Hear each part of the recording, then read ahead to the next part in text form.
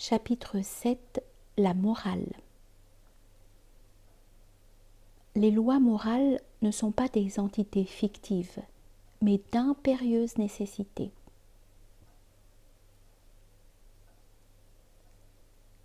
La morale représente la synthèse des besoins sociaux d'une époque.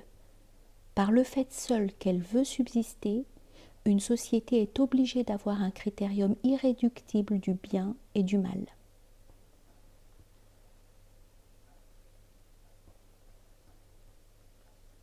Nulle civilisation ne pouvant durer sans morale, les codes n'accumuleront jamais trop de sévérité pour maintenir les prescriptions morales.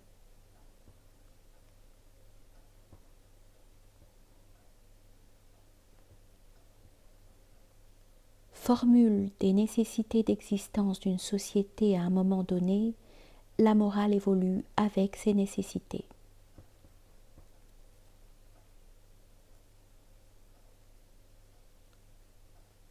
En droit comme en morale, certaines nécessités ne sont pas toujours des vérités, mais il serait vain de contester des nécessités.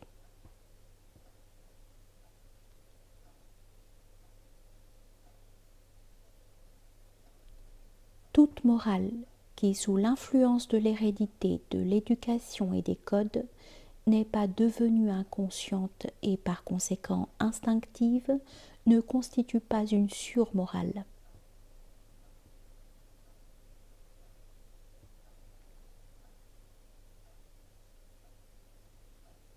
Les règles morales n'ont de force que lorsqu'il n'y a plus de mérite à les observer.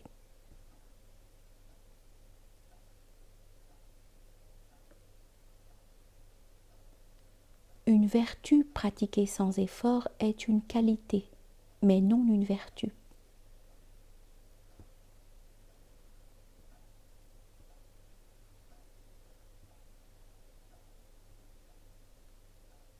Vouloir, avec beaucoup de philosophes, fonder la morale sur la raison pure est une dangereuse illusion.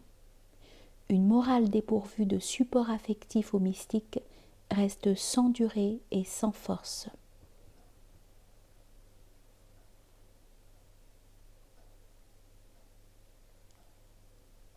La morale s'apprend seulement par la pratique.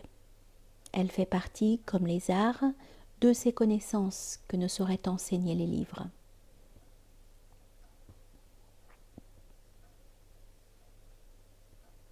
Le milieu et l'exemple sont deux grands générateurs de la morale.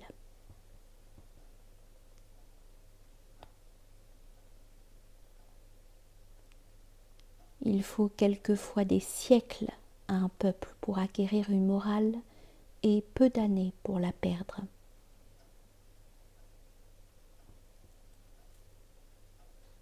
La morale d'un peuple représente l'échelle de ses valeurs.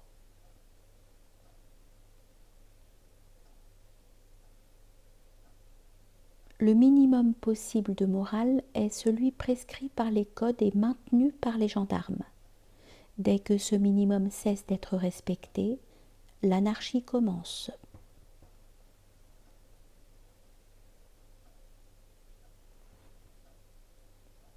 Au-dessus de la morale indispensable maintenue par les codes, existe une morale plus haute qui apprend à sacrifier l'intérêt individuel à l'intérêt collectif. Une société peut durer avec la première, elle ne grandit pas sans la seconde.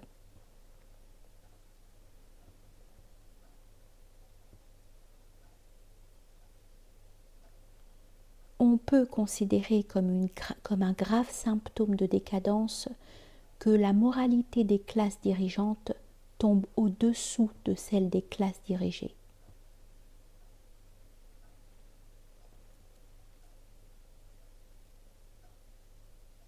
Faute d'un code accepté, la morale internationale n'a jamais réalisé aucun progrès.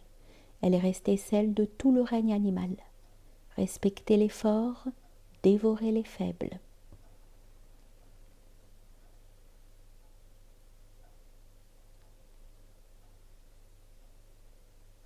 Le même sentiment peut être appelé vice ou vertu suivant son utilité sociale. Étant dû à la famille, à la tribu, à la patrie, l'égoïsme individuel devient une vertu. L'orgueil, défaut individuel, est également une vertu collective.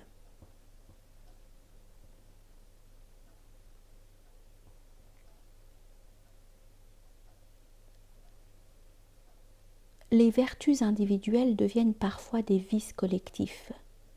La douceur et le pardon des injures pratiquées par un peuple attireraient sur lui un universel mépris.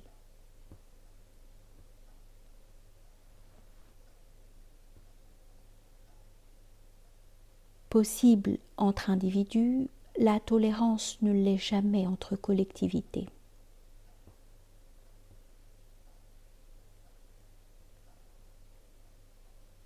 L'intolérance représente souvent dans la vie des peuples une vertu nécessaire à l'action.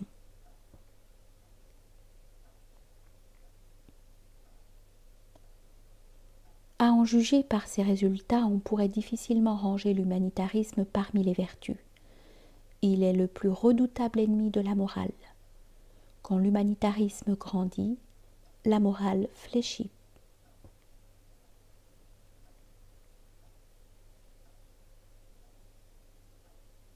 La criminalité d'un pays croît avec le développement de l'humanitarisme.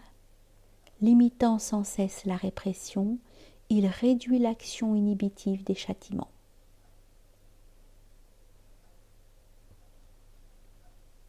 Excuser le mal, c'est le multiplier.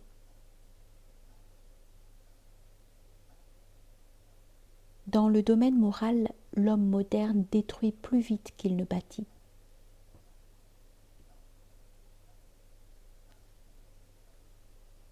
La vertu ne pousse pas toujours à l'action. Des vices inférieurs, haine, vengeance, jalousie, amour du pillage, ont été les grands mobiles de l'activité des hommes. Ces sentiments maintiennent l'Europe en armes.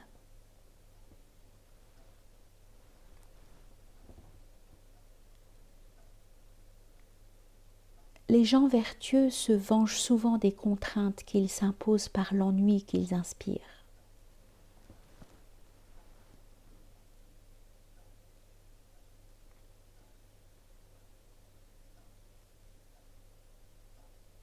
L'action désintéressée nous grandit à nos yeux et donne souvent plus de joie que des actes égoïstes.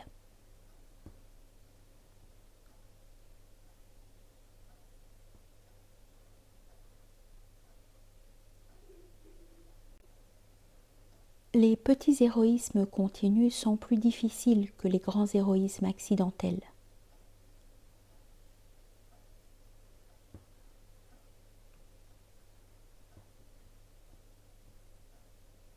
La peur du jugement des autres est un des plus sûrs soutiens de la morale.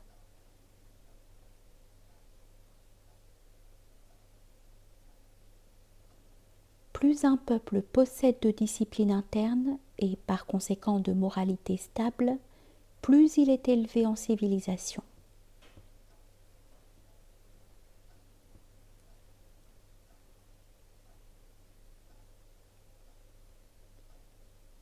Les peuples sont menacés de décadence dès que leur moralité commence à se désagréger.